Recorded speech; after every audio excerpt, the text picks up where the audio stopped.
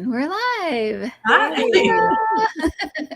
Yay. Happy Monday. Happy Monday. Hello, everybody. Is it retrograde again or no? Oh, yeah. It is? Okay. So maybe that's what was happening anyway. Just had some technical issues, but it's fine now. We're all good.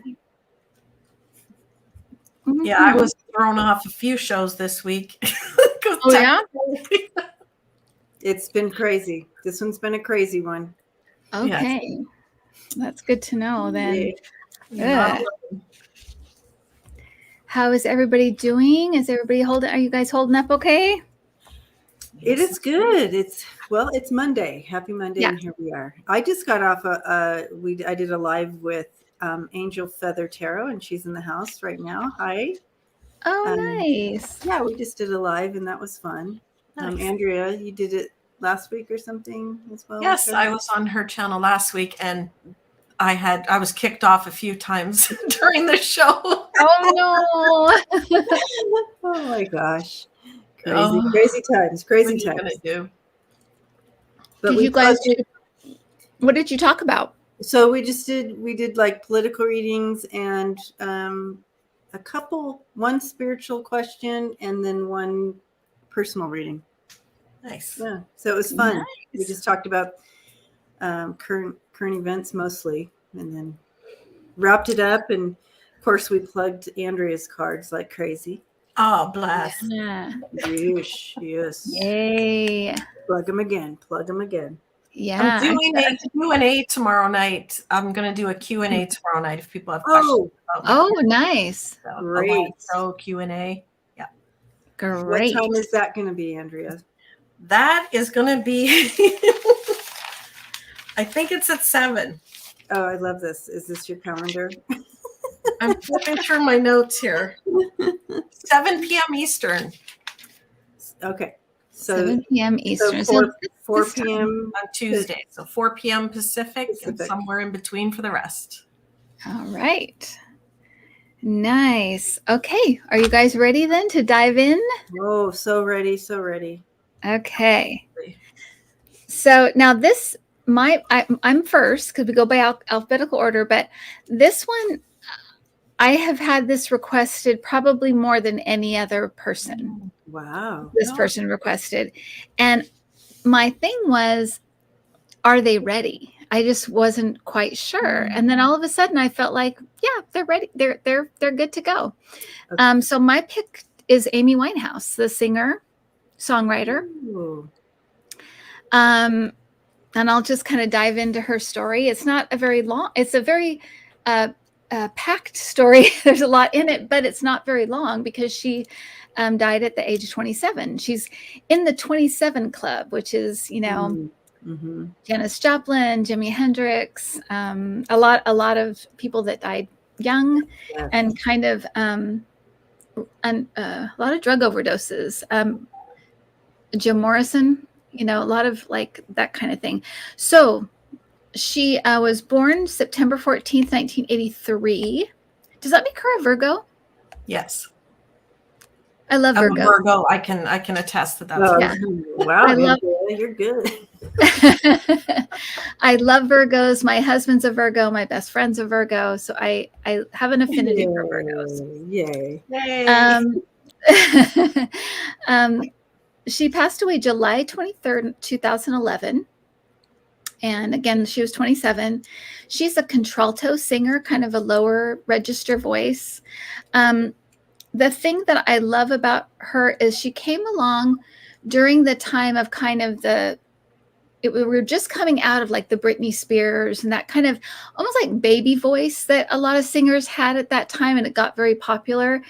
She had a woman's voice, kind of more a deeper register. And the things she sang about were very feminist-ish. She and Adele kind of broke the spell of all that kind of baby voice singers, whatever that was that we went through. But anyway, so at 19, she signed her first record contract. She debuted with an album called Frank. It was released in 2003, and it was praised in the UK. She won the Ivor Novello Award for for best single off of that album. It didn't do much here in the United States, but it was really it had a really positive reception. So and it also won the British Academy she won for best single, I think, for with the British Academy of Songwriters and Composers. And because she's a songwriter, she writes all her music. She released her follow-up album, which was Back to Black, and that just blew the doors off the music industry, period. I mean, it was really a breakout, amazing album. It is one of my favorite albums, but it was one of the best-selling albums in the UK ever. It won a ton of British awards, and she won. You think about this, a debut album in the United States, she won 4 Grammys. She won Best New Artist, Song of the Year, Record of the Year, and Best Pop Vocal Performance. So her career is aflame. It is on fire. And of course, she is suffering a lot privately. She had a very turbulent and difficult on-again, off-again relationship with a complete jerk. We won't mention his name because he was a complete jerk. But I think it was one of those relationships that really cut very deep. Let's just put it that way. And she had a very troubled relationship with her dad. And I think I think she was always kind of looking, we can ask her, but I feel like she was always kind of looking for that approval and love from a male figure in her life. She was a severe drug addict and alcoholic. She had a addiction to heroin. I think she did a lot of drugs, but that was kind of her drug of choice. I always think of heroin, people that do drugs like heroin or opioids are very sensitive because they're trying to numb. It numbs everything, and when you feel so deeply, it numbs everything. So she was a heroin and addict and an alcoholic. She stopped using drugs for a while, and then she had kind of a violent episode in 2008 that got her arrested. And at that point, they realized, oh, she's back on drugs. She's using again. They got her to go to a psychiatrist, and she was suffering from a lot. One thing she was suffering from was acute anxiety, but she refused to be treated. And her erratic behavior kind of continued, and she'd stop for a little while, but then it would just be full blown again. She just could not seem to get a handle on it. Another thing they realized was that she had a heart arrhythmia, a irregular heartbeat, and she also had the start of emphysema. So she wasn't in really good health either. Emphysema.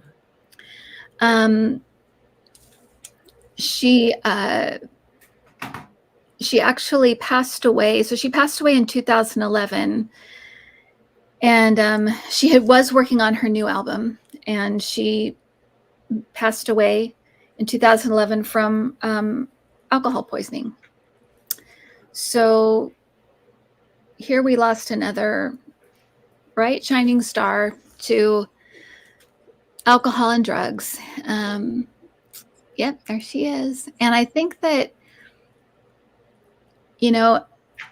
it's if you are an addict or an alcoholic, I think it would be so hard to live that lifestyle. Yeah.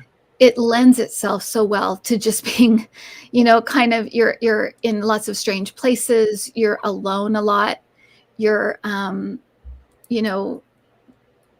yeah, it just lends itself really well to that kind of abuse. And so I can't wait to talk to her. Her spirit feels, and just I like to just let people know at least what I feel when, because it can come across in different ways for all of us, but we usually kind of have a similar thing. She feels very very sweet, but very like cool, like relaxed,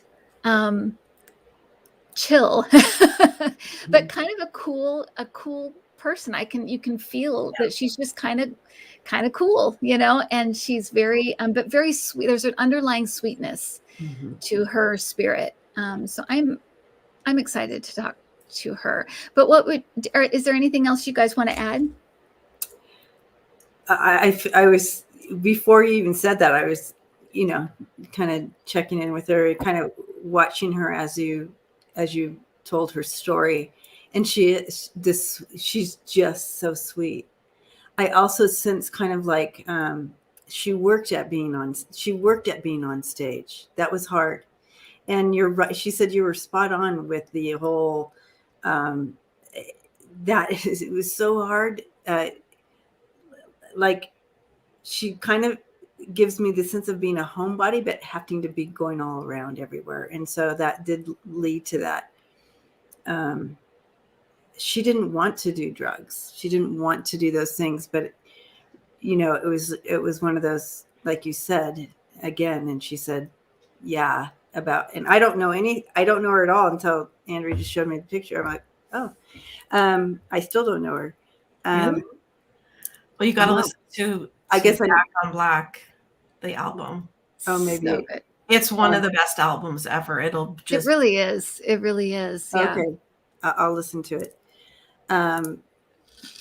So, but yeah, so she's saying that it was definitely, that's when I felt relief, and I could do these things and face the world or whatever. She felt like fish out of water, almost a fish out of water, a little bit here. So that makes sense. But she's so sweet. Yeah, that sweetness is absolutely there.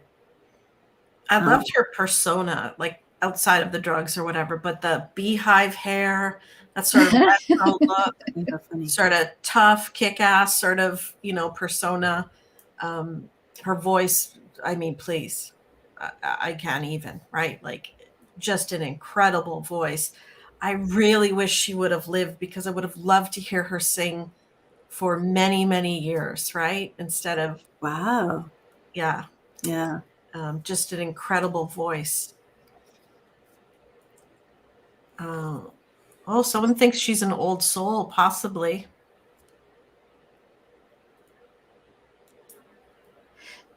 She is saying that persona, that she's saying she like built it.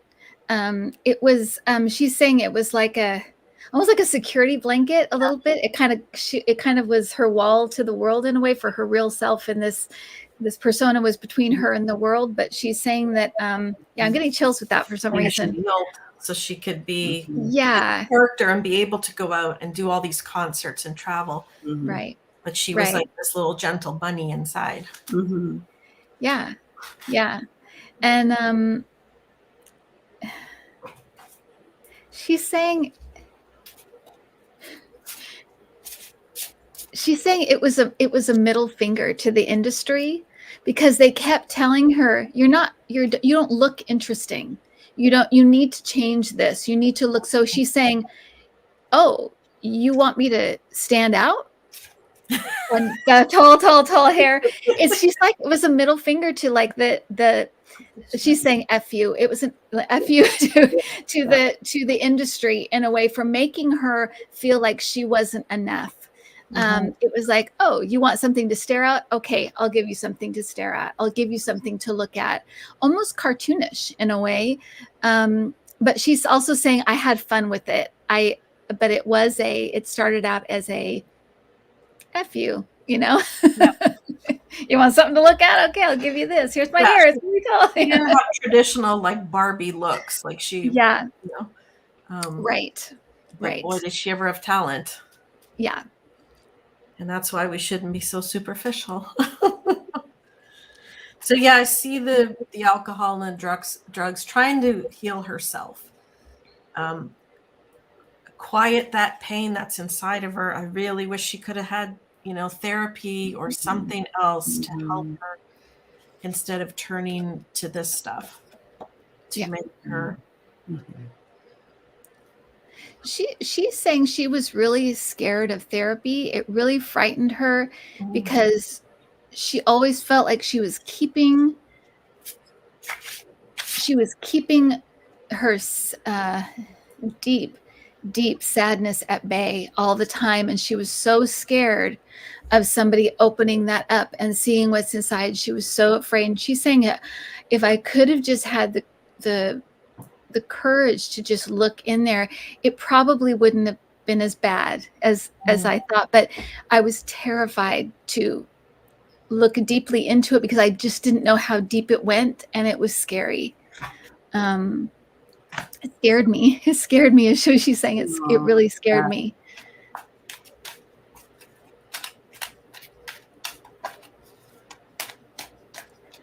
I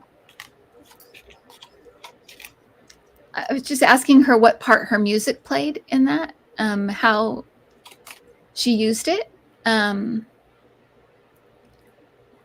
She's saying it's all in there. It's every song you can find some of the pain, some of the stuff. And she said almost every song has an underlying kind of melancholy to it because that's the underlying current of my life. Basically, was this melancholy that was just there. How sad. It is. Can you click on Sassy Sarah? It says anyway. Amy Winehouse. People are wanting to know. Oh, I'm so sorry. I did banners and everything. Okay. Here we go. Banner coming. I'm so sorry. The truth in her past, that's what all this drugs and medication was. It was trying to cover up that past that she didn't want to deal with or couldn't deal with. She's there. Part of her was very childlike in that it kind of suspended because she says she didn't. And the reason I'm going here is because she keeps bringing it in. So I'm like, okay. So she was childlike in a lot of ways as far as making decisions and like things that she felt very, very childlike. And it seems like she's suspended in time or something. Like, I'm not sure how this is all playing out for her, but it was almost like she knew also that she wasn't going to grow up or go much further. But it's like she's showing me living an adult life, but being like 16. You know what I mean? But not arrested developments, whatever. Yeah, that's it. That's the word. She was kind of locked at a certain age. Yeah. That's, again, protecting herself, right? Yes, very much so.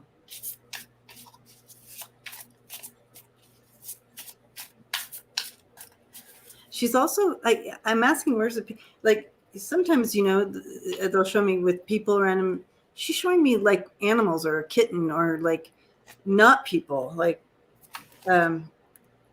much safer with an animals.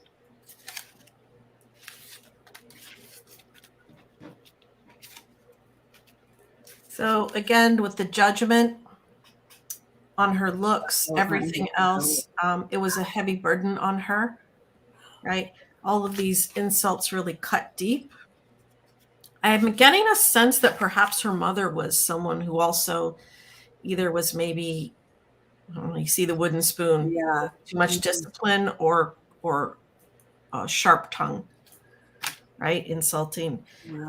So we see that everything cut too deep. She did turn to the alcohol. We do this, and that that romance really knocked her right off. Mm-hmm. And this guy, and I sense on him that he knew what he was doing. He was messing with her and didn't care, unfortunately. I think she can see that now. Mm-hmm. But she didn't, because of the past, she didn't have the strength to deal with him or the loss of him, or she didn't have the tools in her toolbox to deal with everything. And I don't think she had anyone close enough to help her. Yeah, she just said that relationship, she's saying it broke me. Mm-hmm. And I didn't feel like I would ever see myself get over it. And she's saying that it was because it hit on a lot of points. Wanting to be loved, but kind of being rejected, getting criticized for what she looked like, being kind of used.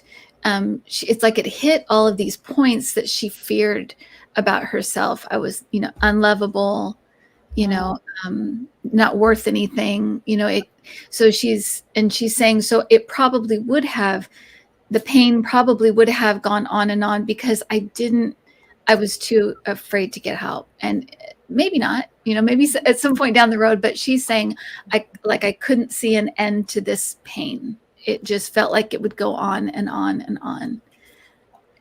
It was very deep. It cut very deep. Yeah. And again, it shows you that fame and fortune isn't the answer, because she had the world at her feet, right? Yeah. Right. And the money and the fame and the travel, and everyone wanted to sing with her. She's doing duets with Tony Bennett. Wasn't enough, because if you're not filled inside, this outside stuff won't do anything. Mm-hmm. Right. It doesn't help. Yeah. She's saying there's I don't know what this is, but she's saying like there's recordings of her. It feels like almost like collaborations or something, but she's saying like undiscovered. They'll be discovered, or they'll find them. They're out there though. She's like they're there. Yeah, I'm getting chills with that. So there's something about that. I know Andrea's excited. Yeah. I want to hear more of her music. Yeah. It's like collaborations with other people, but it's like they're out there. She's hoping they'll put them all together. So I don't know if maybe she would just like maybe she would get together with people just for fun or what. I don't know what this is, but it's like they're out there, but it feels like they're around, like a piece here, a piece here, a piece here. And she's saying somebody can just put them together, and it's an album. They're out there somewhere. So I asked how she's doing now. First of all, I love the 3 colors that came out. It's so funny. I was just asking her the same thing, Andrea. Cleanse. So she's been able to detox and clean herself up, turn around and look at everything. There's some sort of healing with her soul that's taken place. Mm-hmm. She's on her way to happiness, and she's starting to feel, sweetness, love, some type of connection. So she is feeling happy. Maybe that's what you were feeling, Kim, that she hadn't gone through the cleanse cycle yet and was ready to talk. Yeah. It feels like she's turning around and seeing it all, and she understands. Yeah, she definitely has a deeper understanding. And of course, when you go to the other side, you remember, you remember love and like that. And we come back and we try to push through challenges. And like one of hers was feeling unworthy, not loved, like that whole theme, and a child of trauma and what that brings through. And all of that, I do feel that I mean, to be enveloped, to have a lifetime here and not feel like you are connected or loved and like you don't belong, and then to go home, transition over and feel that love. It was healing, so healing immediately. Like that healing started and that understanding. Because I was asking her too. I'm like, "Are you coming back?" She's like, I'm like, she's like, just being penetrated with that love still right now, and there's more healing on the other side that she wants to do. Yeah. Because again, I feel like she's also pulling through some of this. She did have trauma here, of course, in this life, and like that. But some of it also was a carryover, and so I feel like she's going to spend some more time at home. She said, "I'm going to spend more time at home before I come back. I want a better foundation." She's like, I don't want to do that again. You know, that's right. But she has seen the benefits too of her songs for others. I feel like others have been, and again, I haven't heard any of her music. I feel others have been moved so much by her music, and that brings more healing for her as well.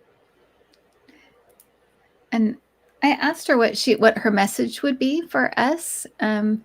She's interesting. Not what I'm not. I would, if I were going to guess, knowing her story, what it would be, I would think, love yourself, something like that. She said, don't be afraid to feel. It's something she would have changed. And she's saying a lot of the answers for people lie there in your feelings, your emotions. So don't be afraid to feel. This is what she said. She's like, I know it's easier said than done, but you have this opportunity to really pursue. Yeah. Your feelings aren't going to kill you, but what you do to cover them might, she said. Oh, there's a great lesson. Absolutely. Yeah. She's looking, just so you guys know, she's watching the chat. She's seeing the chat. She's saying, because I can hear her saying the names of the people. Wow. So just so you know, she's watching the chat. She's so thankful to people being so nice. She's really touched, is what it feels like. It's like she's very touched by this. So yeah, so funny. I could hear, I'm like, what is she saying? And I realized, she's reading the names of the people. Oh, so my goodness. Like thanking people. So there you go. I heard Carol. I'm like, Carol, who's Carol? And again, it's that love. She thought she wasn't loved, but think of the millions of fans that loved her, that would have done anything for her, kind of thing, would have helped her. So it's nice that she can see this with people. I got goosebumps seeing, everyone. We love her music. Tell her we love her. Yeah. She's seeing it in real time that's happening, right? It's real. Yeah. Yeah. Yeah. And it's been years, and I still love her. She is active too, though, in healing. She doesn't want people that are in the same situation, similar situation as far as their pain and working through it and using the drug way to kind of numb that out. She is part of a team, she said, helping on the other side with those who are wrestling with that. Beautiful.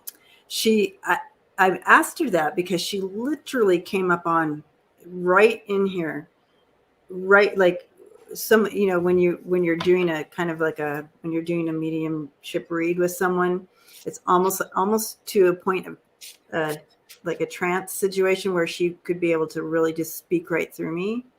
She's right here, and and that's when she was telling me she's part of a team that comes in and heals people who have had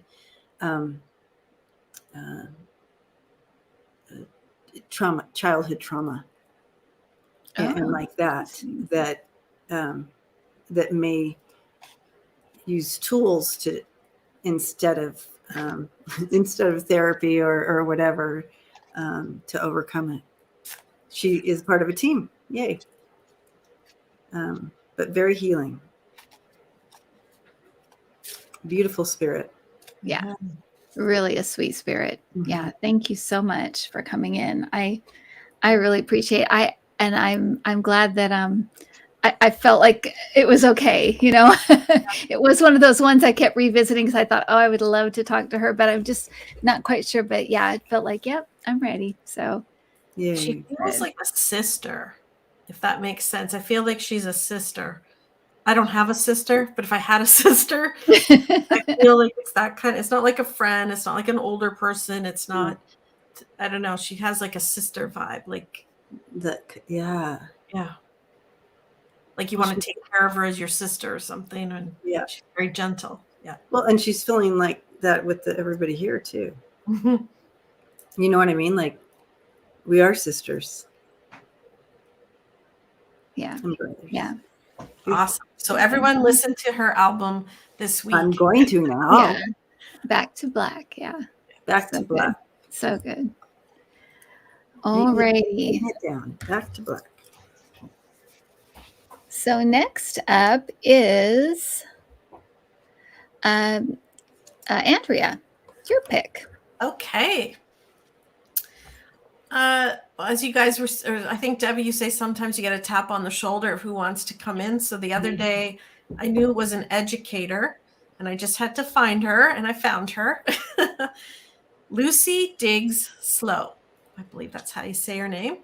She was born in 1885, passed away in 1937 in her early 50s. This woman, I'm telling you, the first 2 sentences of her biography is outrageous. It's so much stuff in just 2 sentences. She was an amazing woman. So, mostly known for her education roles, but she was also an athlete. So she was born in Virginia, one of 7 kids in 1885. Her father passed away before she was 1. Her mother passed away, I think, before she was 6 years old.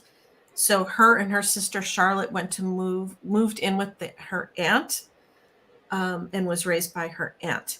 She had a lot of difficulty in school, which is ironic, given what she ends up being. They would send her home for being unruly. It just makes me laugh. And she had trouble with the alphabet. She was 21 years old when she finished high school, which is obviously quite a bit older than the average person. However, I got goosebumps. She went on to become the first African-American woman to serve as a dean of women at any American university.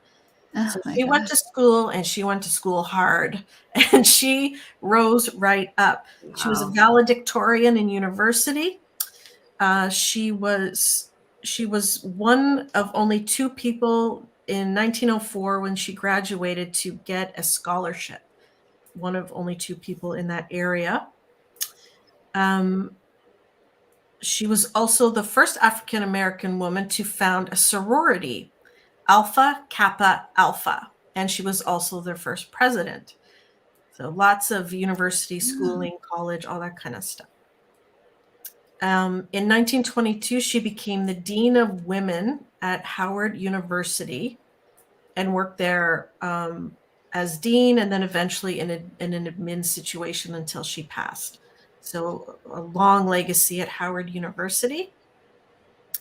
She also was the first African-American woman to win a major sports title. You know, just throw that into the mix too. She won. Why not? National title of the American Tennis Association. They had the American Tennis Association had their first tournament in 1917, and she won that, which is amazing. In 1919, the District of Columbia asked her to create a junior high school for African American children. This was the first one of its kind. So again, she's got another first. She designed this junior high school, and they made her principal. Wow. Wow, right? She also got a Master's of Arts.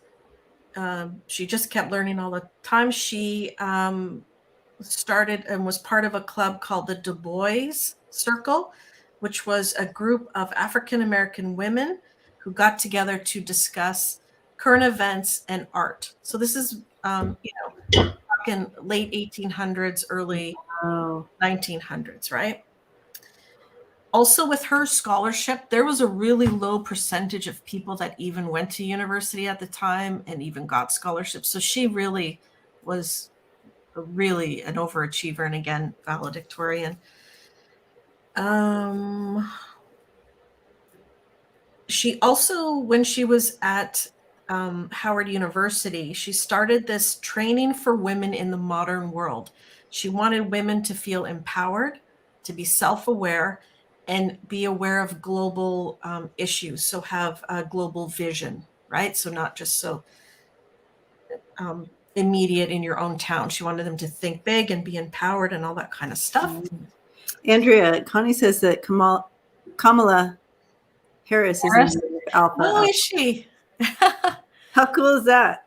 Alpha Kappa Alpha. So Yeah. Alpha Kappa Alpha's mantra or mission statement is to be of service to all mankind, which was established with her in the very beginning. Wow. Be of service to all mankind. I got goosebumps. It's been over 100 years since she established that sorority, and there's over 300,000 active women in it currently. Wow. Which is amazing. Wow. Yeah. So you can see through her life, she would have obviously had moments facing racism and sexism, but she kept pushing. I mean, to become the dean of a school is a very important job. Mm-hmm. She also founded the National Association of College Women and was their first president. I mean, there's just this woman. The more I read, I was just laughing to myself. I'm like, you're totally amazing, Lucy. Totally amazing. That's amazing. In 1912, she met Mary P. Burrell, who was a playwright and an educator. And they were a couple for 25 years. They had to hide their relationship, of course, at the time, except for a few close friends understood. So not only was she facing racism, sexism, it was also she had to hide her true identity and her love life and who her partner was. Anyways, they were together right till the end. And after her passing, I believe she had cardiovascular issue due to bladder cancer or something along those lines. She's been posthumously given awards and plaques and things like that. So just a tremendous woman. My God. And she just feels so nice. Like when I was getting in her energy, I just, oh, she's so nice. It's this wonderful person. And it's so infuriating. You think that with all of those achievements, she's earned the right to be with who she wants to be with, declare who she is, live her life as freely as she wants to, and yet Well, the good news is wherever they lived, her and Mary, it has become a national historic home. So the house that they did, I got goosebumps. The house they lived in is now a national treasure. Oh. Yeah, and just, I mean, can you imagine? So you're a young child. Both your parents pass away. One of you and your siblings goes to live with your aunt. You're sent home from school for being unruly. You can't learn the alphabet. It takes you till you're 21 to get through high school. That's determination. Yeah. Yes, it is. Because I would have been like, I'm out of here at 17. Yeah. 21, and then to go all the way to the top of the education system, all the way to the top. So there's someone who was overcoming obstacles in her personal life and her understanding and her own learning, and really, and then just gave once she got there, once she got to the top. It gave all these groups and these sororities and this, educating women, a just incredible person. She's saying one of the reasons she wanted to get like into the system, be part of the system, was because she felt like it failed her. Yes. She felt like it failed her, and she wanted to make sure that whatever that she could do whatever she could to make sure it didn't fail other young people in the same way. But it's like I had to get in and be part of the system to do anything. So that's what I did. There she is.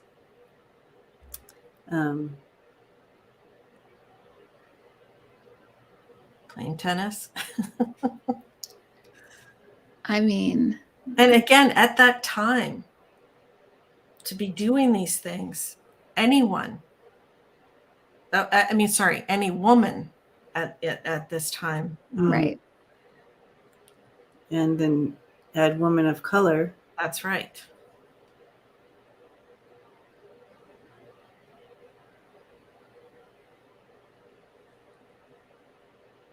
And she's saying the athleticism. She's like, I was always strong. I was always strong. I was always like physically strong. It was almost like it was a no-brainer. It was of course I would, yeah, I'm getting chills with that for some reason, but it's like, she definitely, knew that she could excel at that. It was like, not even why wouldn't I? I was very strong, always very strong. Living a life of gratitude. Oh, wow. Even though lots of things were taken from her, first of all, she lost her parents and she lost her family because she was one of 7 siblings and they all split up. Trouble with school, etc. But she lived in gratitude and then gave back. Oh, so here's something she's saying with that, Andrea, is that she liked herself.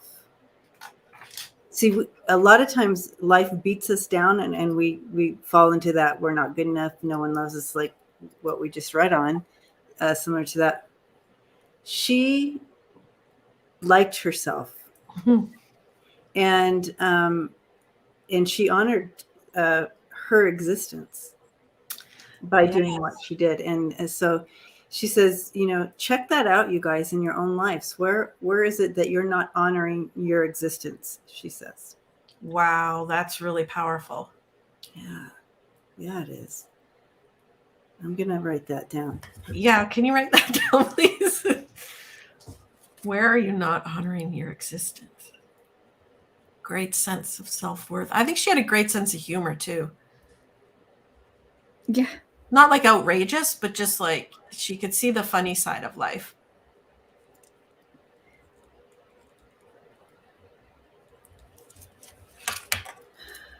Well, I'm ask her if we can put that on one of our next decks we make. Can we borrow that? Can we borrow that saying, where are you not honoring your existence right now? That's a good question. Tune into your higher self. Like you said, love yourself, be authentic to yourself, fulfill yourself, your destiny, tune in. I just feel like she was guided, protected and guided. Either by her higher self or maybe her parents were around her. I don't know. She was just showing me that. Yeah. Okay. Her parents around her. Like she knew she always felt like not alone. Right. Well, I got goosebumps. They were there. So so Andrea, about when you talked about her sense of humor, she was saying that, or she said that when you lose your parents that early, that not much rattles you. You really do understand that you understand what real pain is, real loss. And when you have that right out of the gate, it's like life does have some kind of like, it's almost like levity, because it's like I know what it feels like to have the worst of the worst pain, or the worst of the worst trauma. You'd think that it would make you scared or afraid, but she's saying it didn't. It for her, it released her. It gave her life levity. It's like, I know what that feels like, and I survived. So whatever this little thing is, I can survive that. Right. So you're right. I think you're right about having a sense of humor, that she just lived on the light side of life. She really did. Yes. She didn't take herself too seriously. She didn't, she didn't, and by that I mean she knew what she was great at, and what she needed to work on, and it was, so what, it's like that's fine. But you're right about that. And it was, I think, to kind of a mechanism for moving forward. Kind of seeing the lighter side of things, and not getting so mired in the heaviness of life. She does have a very light feel to her. She does. Yeah. She really, as brilliant as she is and everything she's accomplished, she has a very light feel. Yes. Unburdened, Yeah. This, I was expecting, when you were reading on it, I'm like, this is going to be hardcore, right? Just a lot of fun, very light to be around, and I feel like still very inspiring. Like she's championing other women, and go get it. Do it. Don't let anything hold you back. Exactly. When you're faced with, and she just said earlier, when you're faced with challenges, don't turn to defeat. Don't automatically turn to defeat. Turn to empowerment. Empower yourself in those moments. Use it for power, not to let it over empower you.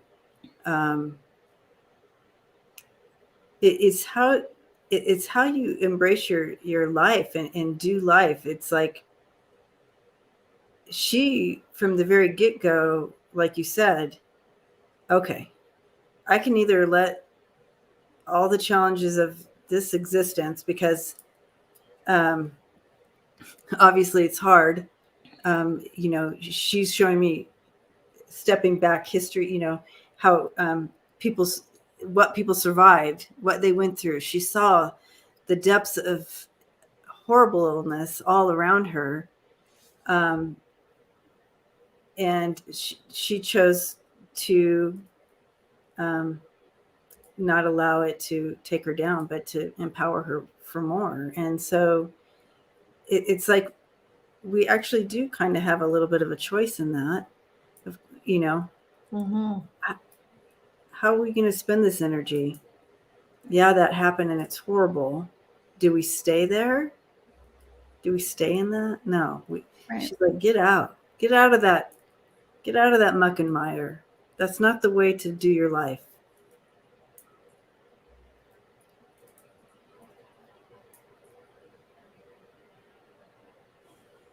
Sort of like the opposite of Amy. Poor Amy Winehouse couldn't deal with it. Yeah. Lucy found a way to deal with it. Exactly. Yeah. So a great lesson. Deal with it and move on. And look what you can do. Look what she did.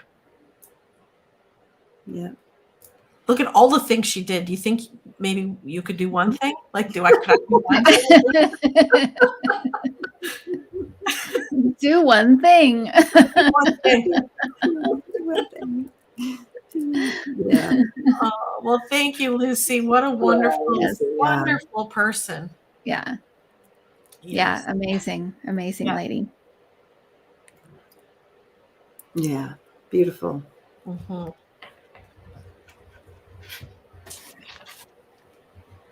Lead by example. Lead by example. All right. She does, you're right, Andrea. I can see why you'd know it was an educator tapping on your shoulder. She does have a very teacher personality. There's something about her that is very teacher-like. Very.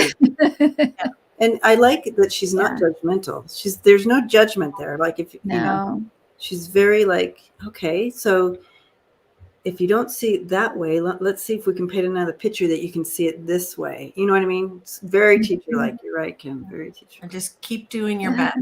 No matter what yesterday was, do your best today and tomorrow. Like, just keep going. Yeah. Exactly. This. Yeah. Incredible example. Exactly. Yeah. Yeah.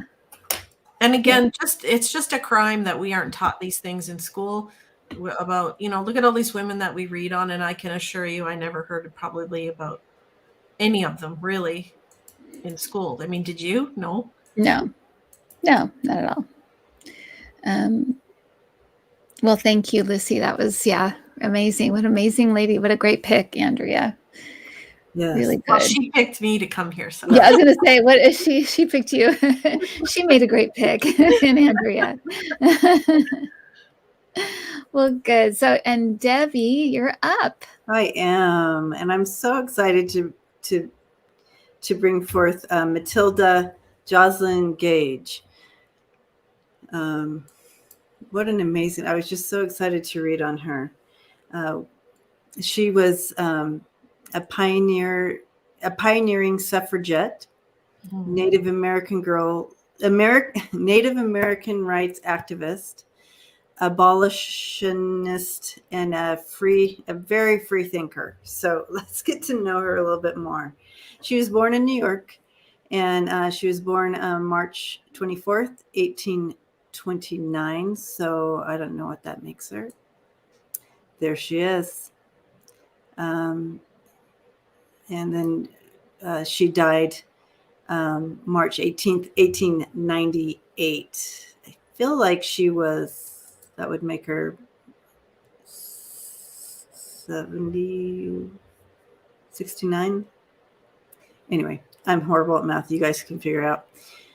She died of an embolism. So, yeah. All right.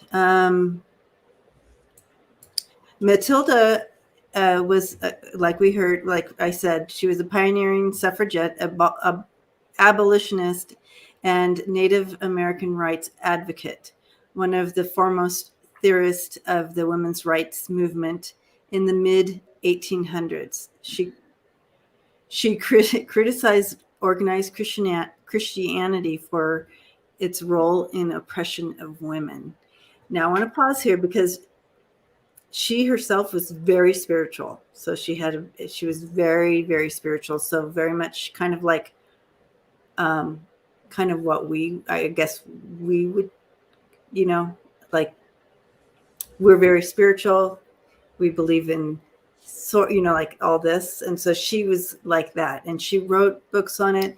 She also wrote a women's Bible.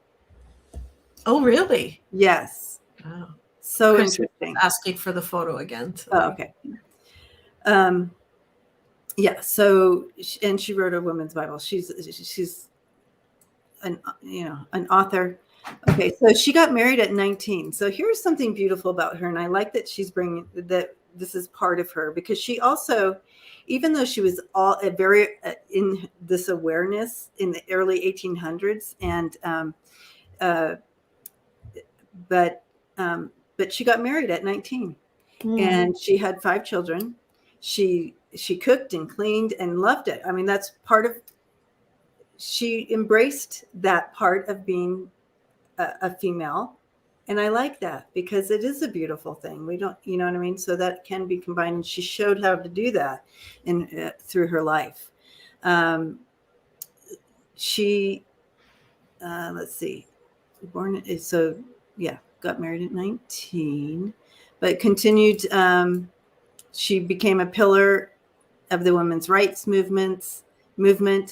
She co-founded the National Women of Suffragette Association, the NWSA, with Elizabeth Stanton and Susan B. Anthony. She worked as a writer for the publications for the NWSA, including the history of women's suffrage. She spent time in jail for, when she got married at 19, her house was right above the Underground Railroad. And so they did that help as well. Oh, nice. And that's what she was arrested for. Oh, yeah. She was arrested for helping with the Underground Railroad. So that was early on. So very active. Obviously, she chose the right dude because he understood all this, apparently. Let's see. Okay. I love this portion. Gage was one of the more radical theorists of the women's rights movement. Throughout her life, she criticized organized Christianity, which she believed played a central role in the oppression of women. The most stupendous system of organized robbery known has been that of the church towards women, she wrote. And she wrote that in 1893. There you go. And then she wrote her own Bible. I want to read this. I can't. Yes, I'm didn't curious have no about this idea. Bible. Did she write like the Bible, but with women's stories instead? Like, no, it's just the Women's Bible. I have to look that up. I don't know. It's called the Women's Bible. So, Debbie, as soon as you finished reading that sentence, I heard her say as loud as could be, "And I was right." But where is she? Where was she from? New York. She was born in New York. Okay, because I could tell. I'm like, she has kind of an accent, and I don't know. Yeah, I don't know. She was born in New York, but she died in Illinois, so Chicago. So maybe Eastern accent or something. I would assume you'd get some accents over there. Okay, so let's see. Okay, so her opportunities of education and exercise of her own judgment, her own conscience, her own free will. These views. Okay, so that's what she's talking about, has been robbed from us, from women. Opportunities of education, exercising our own judgment, using our own conscience, having free will. And look at what we're still fighting. And that's what she was fighting against, the organized Christian beliefs that are still here. I was going to say at the time, but it's still here. When the NWSA merged with the more conservative American Women's Suffrage Association, Gage left the group. Oh, yeah. So Gage also advocated for the Native American rights. She criticized the U.S. government for failing to respect treaties and for the brutal oppression of Native people. She also wrote admiringly about the matriarchal forms of power within and highlighting women's political power within the Haudenosaunee, or the Iroquois Confederacy. So she fought for women's rights even within the Native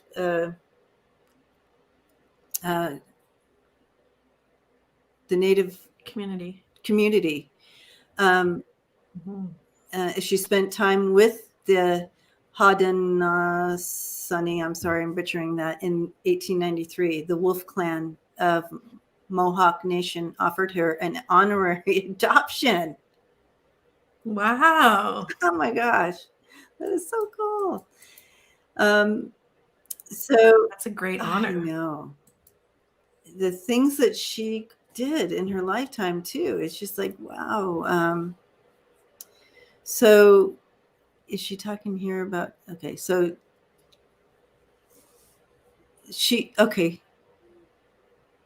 Yeah. So the book woman research the history. Okay, this is. I'm sorry, you guys. I don't have to read all that.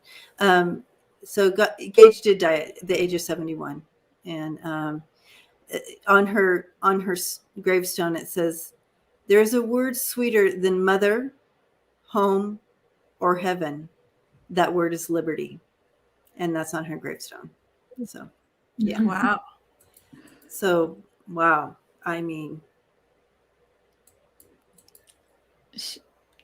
I keep hearing her say, it's all about choice, ladies.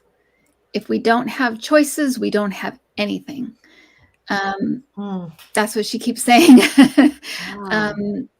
And she also, she had this solidness in her convictions. I feel like she would be, she could be, I don't think she was all the time, but she could be argumentative because she knew exactly how she felt. She was not afraid to say it. She was not afraid to prove it. She was not afraid to, to do whatever she could to convince people. So it's interesting because with, with people like, say, like a Trump people, if they're in our family or whatever, we kind of back away from that, oh, well, you're not going to convince them of anything, so you just give up. She was not like that. It's almost like if you were, if you had opposite views to her, it was almost like she took it upon herself as her duty to make sure that she changed your mind. She was very tough that way, but it was a core. There was something in her that it was like, this is absolutely right. And yeah, she that's the way she comes across, is just extremely strong and fixed in her convictions for sure. She just And she's tough lady. Yeah, tough lady. And she's saying with this Kim too, is that when you know the truth, you can't unknow it. Mm-hmm. And so if she continued to bring that truth, she felt like you can't unknow it. You can't go backwards now. Like if they know that, so I love that. You can't unknow it. So if you know the truth, you can't unknow it. You can lie, pretend like you don't know it, but you know the truth. And so that's why she was very strong about just continuing to bring that, because once that light bulb comes on, you can't go back. Yeah, I've got chills with that. Absolutely, yeah. Yeah, she's definitely tough. I feel like she was curt almost, in the sense that she didn't suffer fools, right? Like if you're an idiot, no, she's gonna shut you down. No. Talking nonsense, you're out. I also can hear saying, get over it and get it done. Like just go, like stop, just go. Stop wasting time and get going. Right. So the inner conflict, use your brain, use your wisdom. Use your brain. I can hear saying that. Totally. This is totally her energy. Absolutely. Use your brain and make the change. Yeah. So don't sit there twisting all about it. Exactly. You know what? Figure it out and get it done. That's just love her. She's hilarious. Like, just get over it, get it done. Yeah. That's very business. And totally her energy. I'm laughing because we now have two new oracle cards to write. Yeah. That's funny.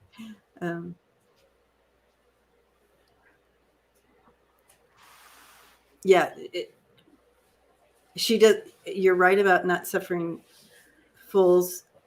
She also, if you have the ability to do something, to create change, then do it. Do it. Like, that's what you do it. What do you like? Do it. Like there's no patience with that. And when you said she got arrested for helping the Underground Railroad, I was just like, of course she did, because that was the right thing to do. So there was not even a second thought on that. Yeah. Not even a second thought. Do you feel she's back? I feel like either she's back or coming back soon, and I feel You're like right. she's going to be a teacher, or is currently She is currently a teacher. She is currently there. Yeah. I felt like she's back because she's going to get some stuff done. Yeah, she's saying the time's called for her. That's what she's saying. The time's called for her. So she's back. She's back, baby. She's not. Yeah. Yes. Yeah. Yeah, I've got chills with that too. Yeah. Ooh, yeah. And it feels like she's saying, I'm back to get stuff done, guys. Come on, like, come with me. Get it. Help. Let's help get this done or move it forward or change. She's like, I'm gone 100 years ago and things are the same. Come on. Right. I'm getting fired up. And she's not telling me who she is, but she said we know her. We would know her. We know her. She would be in. She's making.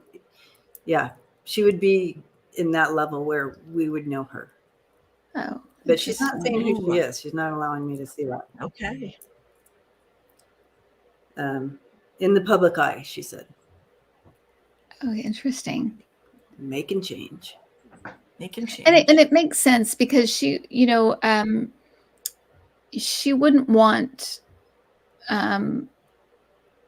just knowing feeling how she is, she wouldn't want to have someone else's life affected by the fact that it's her, and you know what I mean. It's like it's a different life. You don't want to cross those worlds. You don't. Right. That life should be respected as that life. The life she is now should be respected as that person, and not who she once was. But that So I understand that. She's younger. Does have the Nancy Pelosi vibes, but she's younger than Nancy Pelosi. Mm-hmm. That is so weird. Somebody said Amanda Gorman. That's the person I thought, but I'm not. I'm not saying that. I'm sure. Saying but somebody like that. I agree. There's that. It is that kind of energy of like a writing, a thinker. She's even like philosopher kind of thing. Yeah. She's like, yeah. She's like, it doesn't matter, but you do know me. Okay. It does matter. I'm glad she's back because she's coming back to do the right stuff. That's right. She said the important part is you guys are doing you need to do your stuff too. Like it's not just on her shoulders. Yeah. Right. And she loves this, that we do this. She thinks this is fabulous. I got goosebumps again when you said the time's called for her. I'm like, I almost jumped out of my chair. I'm like, exactly. The time's called her back. Wow.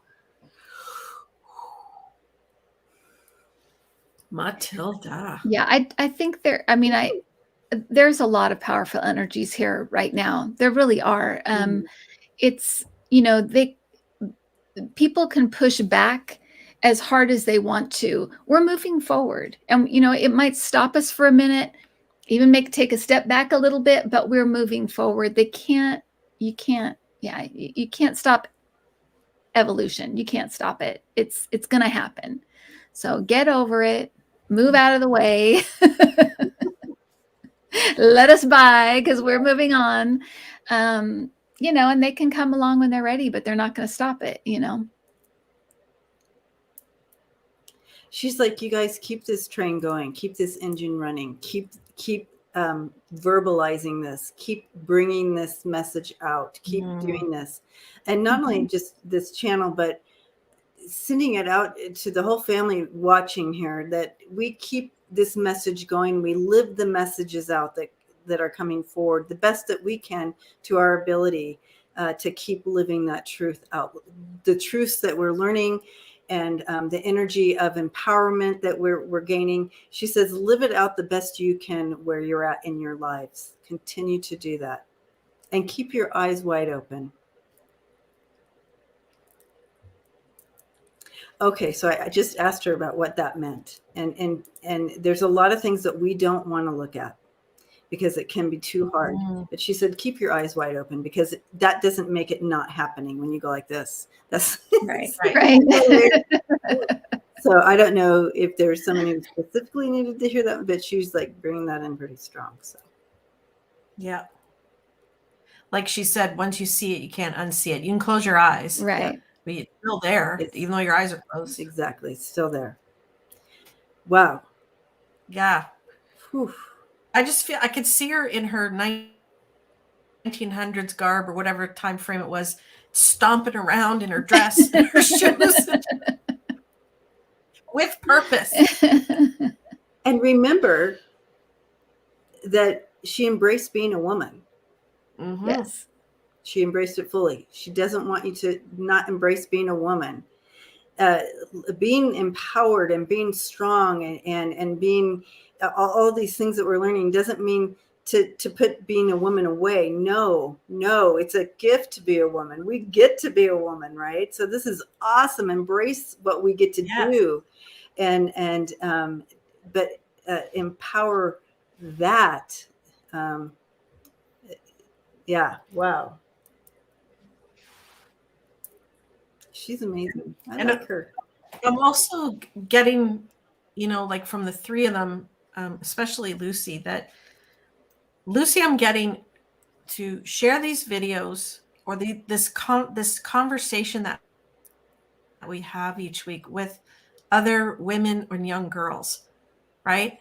Same with Matilda's like saying that too, like just share with them, if even send them a link to one of the people we've read on so that they can learn about someone a woman in the past. If they're not comfortable watching this kind of show, you can at least send them a link of the person, but hopefully they watch the show and hear what we're saying. But these stories need to be told louder and broader is what I'm getting. Right. Yeah. Right. So share this video or share a link to the people we read on. When you're saying that, she's just showing me like how they're shutting the libraries, either closing the door on the libraries, they're closing the book. This is even more important, she says, this platform. Yeah.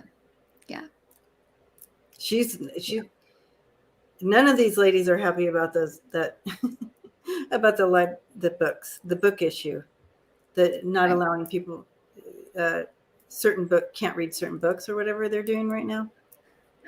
Well, and also trying to take out certain parts of history out of history books, just pretending like it didn't happen.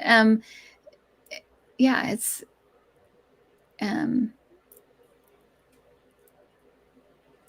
it's a problem. It's a problem. Oh, awesome, Connie. Yay. Connie's sharing this with her Women's History Month research. Awesome. And Connie's a teacher too. She is. Blessings on our teachers. Mm-hmm. Now we are the teachers as well, collectively. What are we digesting into our brains, and what are we sharing with other females and the young ones coming up, and even men? Like, what are we sharing? Right. Yeah. Telling the stories. Exactly. Right. I know, right? I feel so pumped up. I know. And I love it. I mean, she just reminded me, remember, when you know the truth, you can't unknow it. Right. So what are you going to do with it? Yeah. And they're such great stories. They're so inspiring. It's like, why wouldn't you want to know about these amazing people? Exactly. It's, yeah. Well, thank you to Matilda. Yeah. Wow.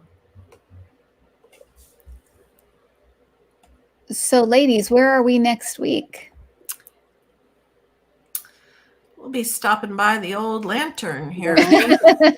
We're heading to Lantern. So we'll be on. We wrote. For those of you who don't know, we rotate, and so we will be on Andrea's channel, Lilac Lantern. So make sure to subscribe to all three channels, because we do rotate. Yes. And hit that bell so you know. But we're on one of our channels every week.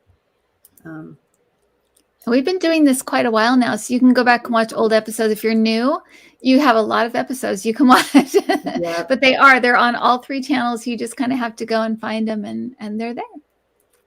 Yeah. Fun. All right, ladies. Wow. Well, what do you guys? I know I'm wiped out too. I feel like, Woo! Yeah. Just an amazing powerhouse tonight with these Wow. lovely ladies who joined us. Yep. Yeah, amazing. And everyone in the chat. Yeah, go and listen to Back to Black now. Yeah, go listen to that album if you have not heard it. Oh, It's yeah. great. I wrote that down. It's I did write wonderful. it down, guys. I promise I'm Yeah, going to it's listen to it. very, very cool. Get a glass of wine, listen to it. I like that part for sure. It is just it's just a cool album. How did I miss? Oh, I was going through a lot when she was famous, I think. Oh. Yep. Awesome. Well, Well, thank you, good. everyone. Thank you, What a everybody. wonderful evening. Thank you all so much. We will see you next week. Have a great week. Happy Monday. We'll see you next time. Bye. I've got to turn up.